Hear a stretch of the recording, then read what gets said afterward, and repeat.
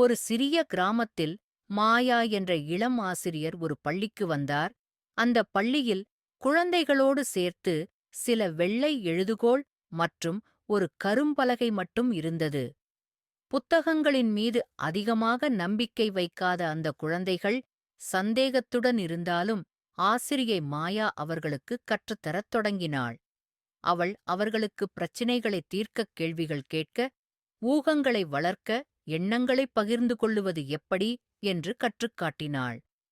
விரைவில் குழந்தைகள் கற்றல் என்பது வெறும் தகவல்களை அனுகூலப்படுத்துவதல்ல, உலகத்தை புரிந்து கொள்வதென்று உணர்ந்தனர். ஆண்டின் முடிவில் குழந்தைகள் நெகிழ்ந்தவர்களாக மட்டும் இல்லை, அவர்கள் மேலும் ஆர்வமுள்ளவர்கள், நம்பிக்கை உள்ளவர்கள் மற்றும் தங்கள் சொந்த எதிர்காலத்தை வடிவமைக்கத் தயாரானவர்கள் ஆகிவிட்டனர். கல்வி அவர்கள் மனங்களையும் இதயங்களையும் வென்றது.